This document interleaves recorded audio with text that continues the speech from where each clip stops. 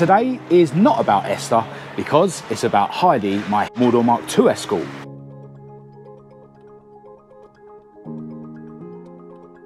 You got a grinder and a welder, doesn't matter, you take it up and start again. So the plan is put this skin onto this door. And there was a problem, dear oh dear.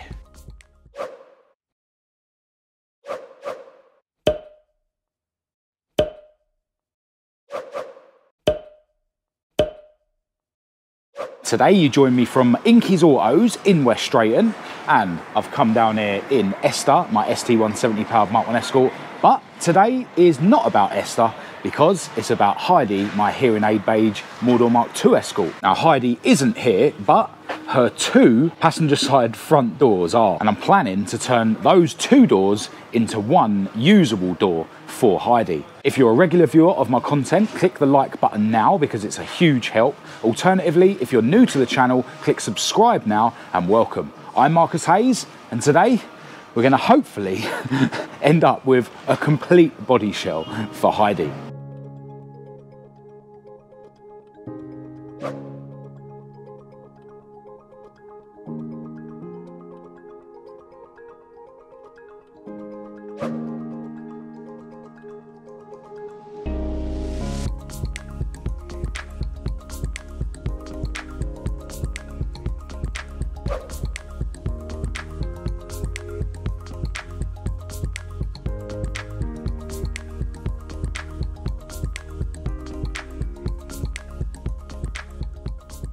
All right, before we crack on with Heidi's doors, let's see what Inky's been up to today with old Chusty, his P100 rat rod, because he's under here making some changes with his DIY 6-link setup. This thing's on air ride on the back.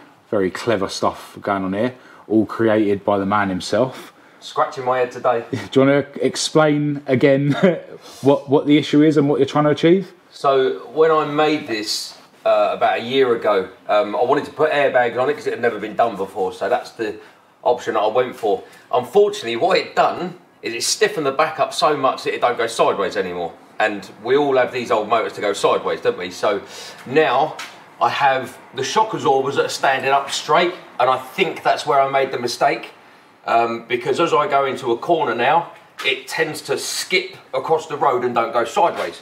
So I've got some new shocks which are a little bit softer than these, and I'm gonna tip them in on an angle like that, which means I've got to remake my bottom shock mounts. It's a shame because it's only been a year on there that I built them, but if it don't work, it don't work. You've got to cut them up and start again. And then hopefully I can go sideways in it again. Cool.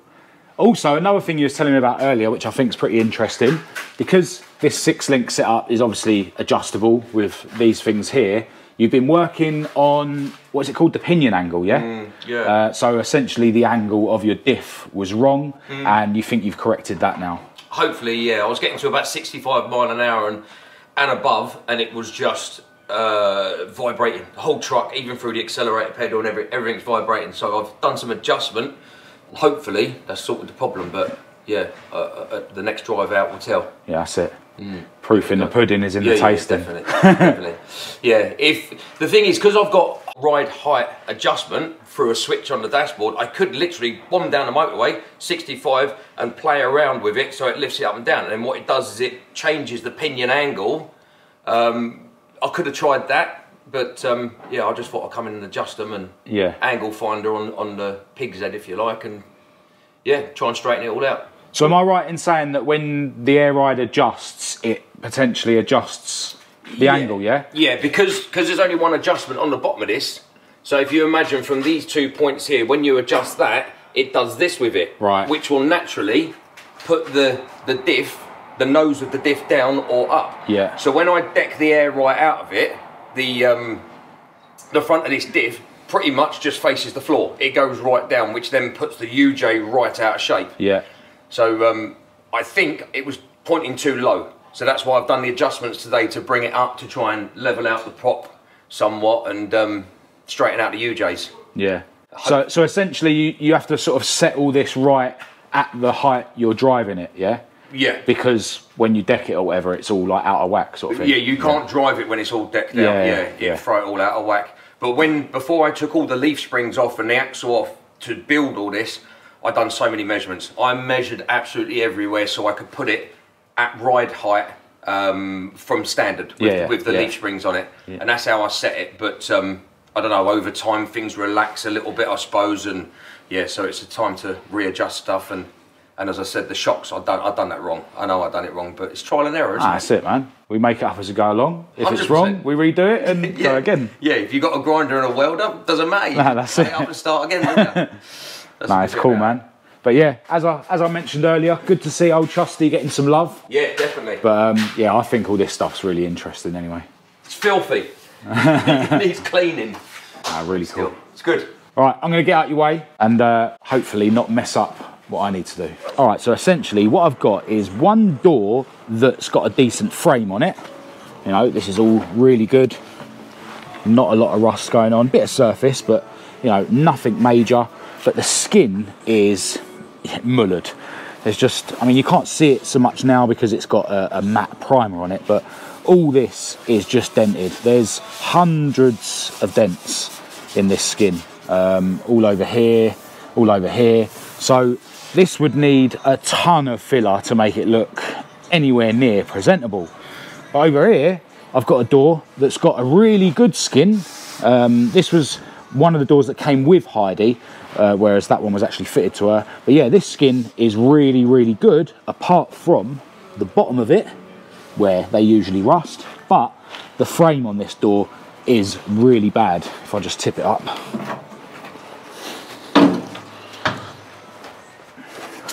I mean, this door is absolutely hanging. So the plan is to essentially put this skin onto this door. Inky's been advising me how to go about this. And because the bottom of this door is pretty good, again, there's some surface rust, but it's nothing major. You know, there's no major dents really from this downwards. So it's probably going to be a lot easier to not remove this bit of the door, skin, from the door, so keep that on there and just remove, you know, from here upwards. And then likewise, when we fit this skin to that door, we'll just be fitting, you know, from here upwards. And then, yeah, I don't need to worry about carefully removing this rotten bit of skin from the rotten door, and I don't need to worry about removing this good bit of skin from the good door. So I'm going to dive in with my angle grinders and basically destroy the rotten door to get the good skin off it, and destroy the dented skin to get the good door off of that, if that makes sense. First things first, I marked a line where I was going to cut the skin. Then I decided I was going to shave around the outside of the upper bit of the skin, which is obviously going to be thrown away, with my angle grinder, which would expose the multiple layers of metal. Once I'd gone round the whole skin, I was then able to use a hammer and chisel to actually separate the layers from each other. And it wasn't long before I'd separated the layers all the way round. There's 3 layers in total. The top one, which is obviously the skin, the middle one, which is the door, and then the bottom one, which is actually the skin as well, where it folds round. There was a couple of spot welds in where the window aperture is, and also one just below one of the screw holes for the handle. Luckily, Inky had a proper spot weld drill, which meant I could drill the spot welds out without drilling into the material of the door. At this point, the skin was almost free, and I just needed to cut along the line that I'd marked earlier, and then I could pull the skin off. I started cleaning up the edges with a grinder, then I found a rust hole which was behind a plate that had been put on the outside. I cleaned it up as best as I could, then turned the door over to set about removing the folded over lip of the skin which is spot welded to the door. But once the spot welds were drilled out, I could pull the bits of lip off, and then I could clean up the metal that was behind the lips with my angle grinder. At this point, I'd managed to free up the good door. So now it was on to freeing up the good skin from the rotten door, which was actually MIG plugged on, telling me it wasn't the original skin. I decided to hack into the rotten door with a cutting disc on my angle grinder, and in no time at all, I was able to pull the rotten door off of the skin. which was in pretty good shape, with just some minor surface rust around the edges. I used my angle grinder to cut the MIG plugs out, and then I was able to pull the remaining bits of door out from under the folded lip of the skin. There was some hammering and chiseling involved, and I had to shave some more stubborn bits away with the grinder, but the result was that we now had a skin that we could attach to the more solid door. I decided that my joint would be better below the swage line on the door, so I made another cut to the bit of skin that was still attached to the decent door. Then, after a bit of cleaning up, I laid the rescued skin onto the door and worked out how much I was going to cut off the bottom of the skin. Then, once it was marked, I attacked it with my angle grinder.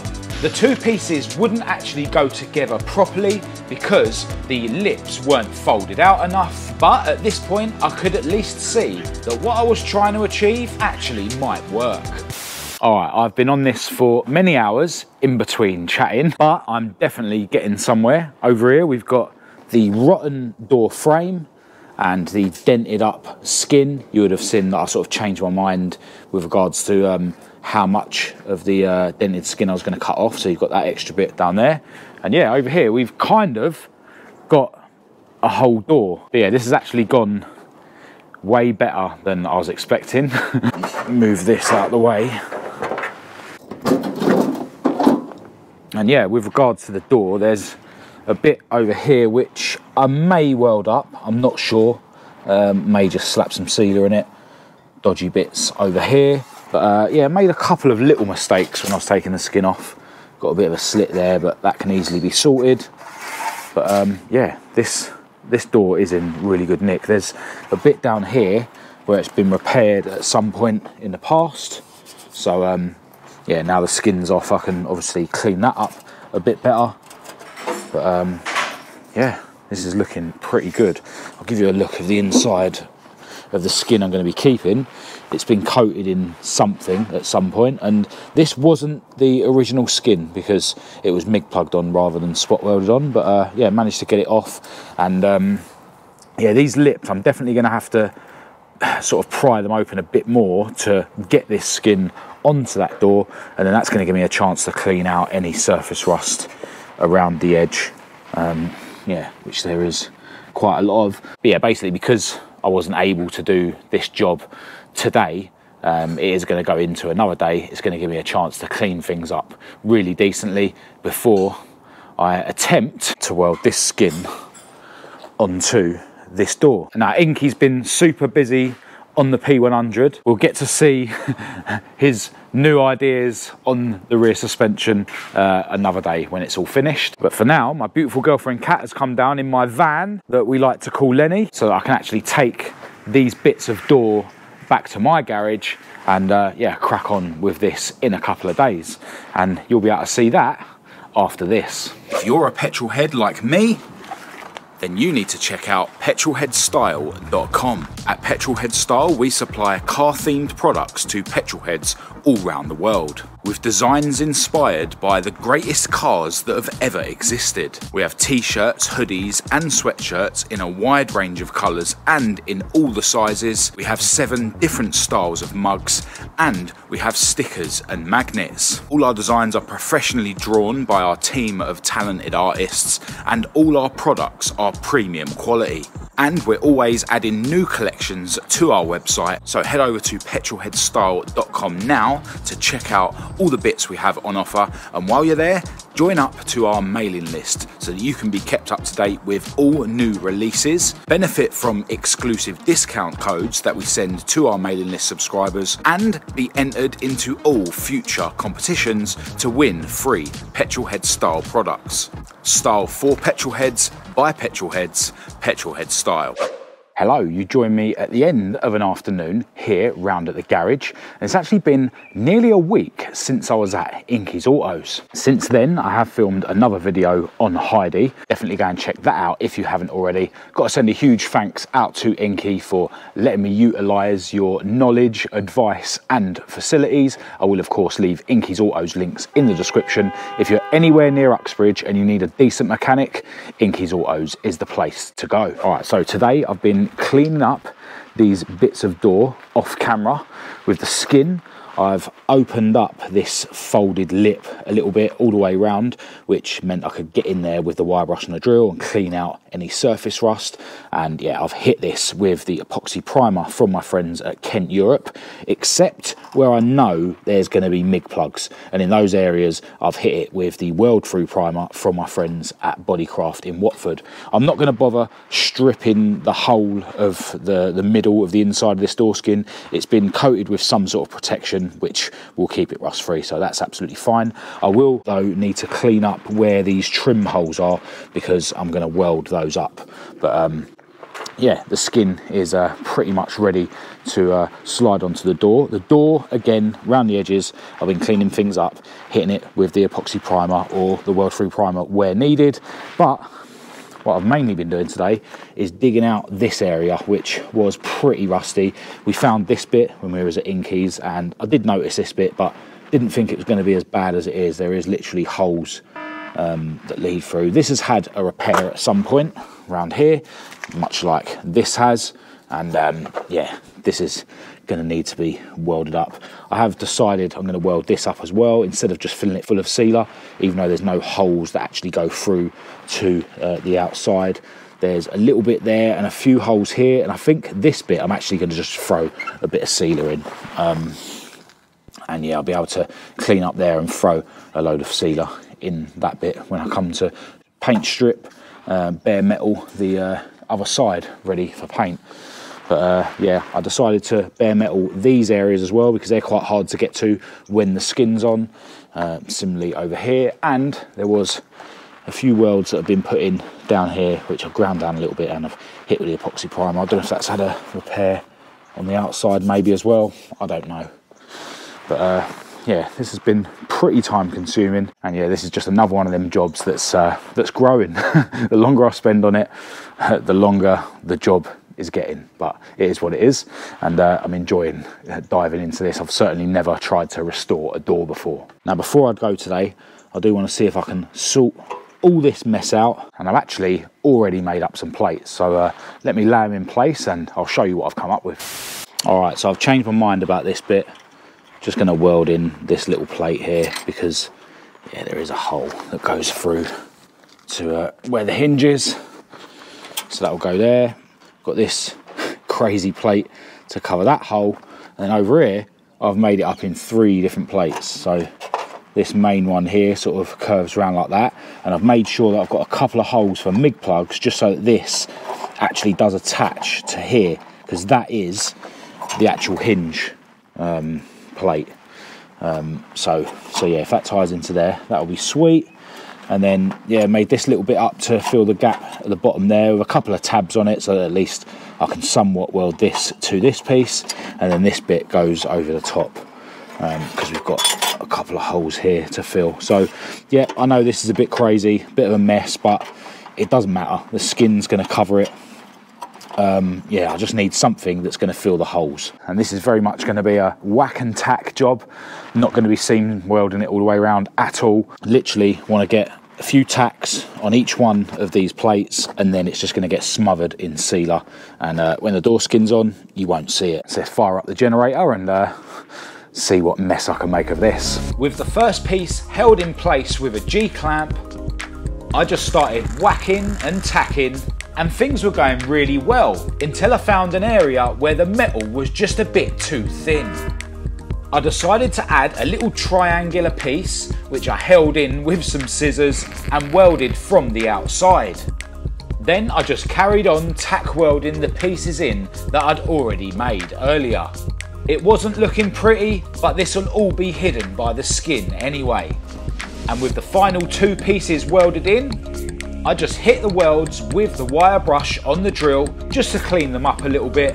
Not going to be doing any grinding here. Then out came the Kent Europe epoxy primer, and then just as it was getting dark, I coated the welds with the Kent Europe sealer. All right, into another day where I've been waiting around for the weather to play ball. fingers crossed it stays dry from now on. But I think I'm pretty much ready now to slide these two bits of door together. They should slide together now that I've actually opened up this lip a bit more. One thing I have done since the last clip is weld up a little hole that was here. I put some copper here and clamped it, and then I welded it from the underneath and then ground both sides. So yeah, that's looking a lot better now. This area is sort of covered by the skin this side, and then the skin the other side where it wraps around. But yeah, much better that it's actually all metal now rather than a big hole. So as I say, now it's time to slide these two pieces together and see where we're at. One other thing I've done is I've cleaned up the inside of these trim holes and sprayed them with the weld through primer. I'm wondering whether I should weld those holes up whilst the skin is off the door. I don't know, I'll make my mind up. All right, so my plan of attack for this is that I'm going to weld the skins together before I start worrying about banging the lip round and doing any spot welds or MIG plugs under there. Now, I've got a few options in terms of how I'm going to join these together. I could just overlap them how they are and then deal with the ton of filler work that I'm going to have to do to get rid of this edge. I'm not going to do it that way.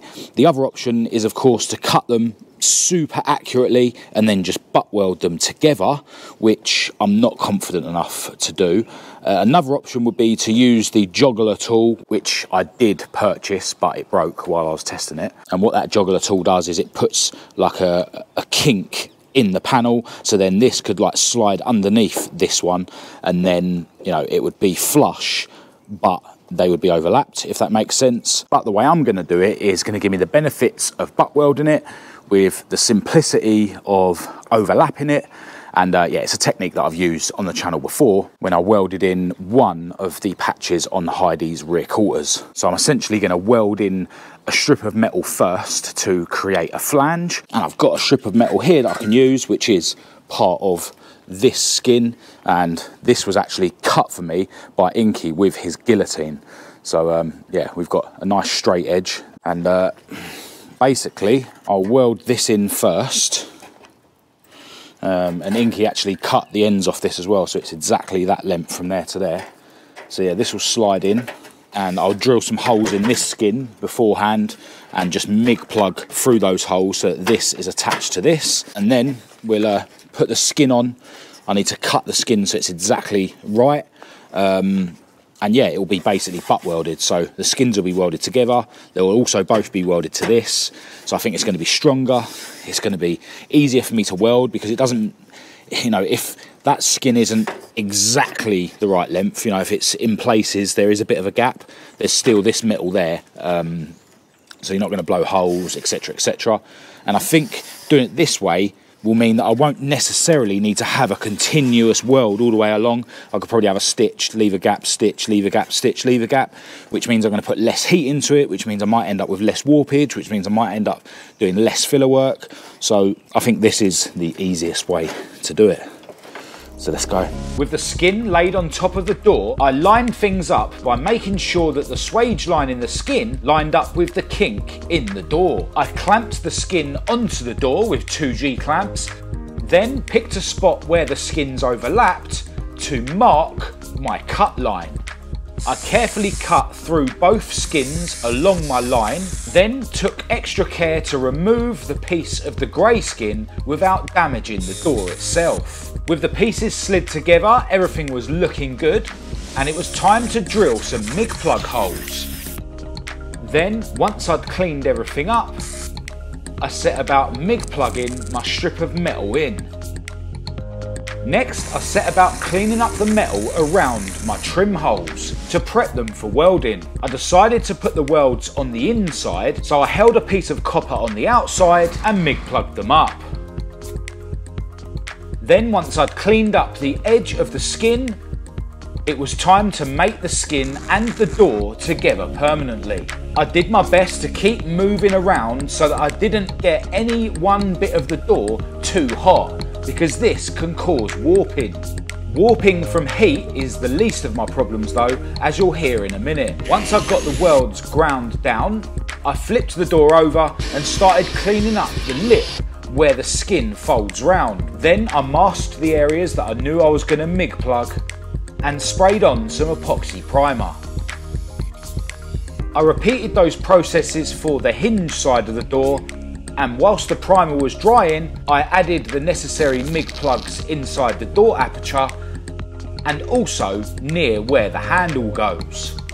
With the primer now dry, it was time to fold over the skin using a hammer and also a rubber mallet, which I used as a dolly. Then after another clean with a wire brush and a drill, it was time to MIG plug the folded round lip to the door. Then once I'd repeated those processes on the hinge side of the door, it was time to inspect my work. And there was a problem. The bottom of the door near my joint just wasn't the right shape. Dear oh dear. Into another new day, and I've actually come round here on the way back from a car meet that me and my beautiful girlfriend attended this morning with Esther. That video might actually have come out before this one. Yeah, I'm doing things in a bit of a random order at the moment. Anyway, I think it's fair to say that I have messed this up a little bit, and it's quite a silly mistake. I'm kind of kicking myself because essentially where this joint is, I've now got a bit of a V, and what's caused that is when I was drilling the MIG plug holes in this grey skin, it's obviously pushed the skin down a bit, and then what I should have done was tapped it up so that it's the right angle before I then welded this skin to it. Now, in worst case scenario, this means it's just going to need a big thick spread of fiberglass, but I'm actually hoping that my good friend Rob can save this with his puller tool that he's got. So I'm not going to do any more on this in this video. There's still a ton of work to do, you know, regardless of whether Rob is going to be able to improve this or not. It's going to need some filler there at least, and you know, by the time I've ground these down, you know, it's going to need a load of filler there. I've also noticed that this edge sort of feels like it goes up a bit, obviously where I haven't done a great job panel beating the lip round. I'm hoping I'll be able to bash it down to improve it before adding filler. So yeah, the outside of this door is going to need a ton of work, and then there's still the task of stripping and painting the underside or the inside of the door. Still need to grind down my welds there and stuff. So yeah, still loads of work to do.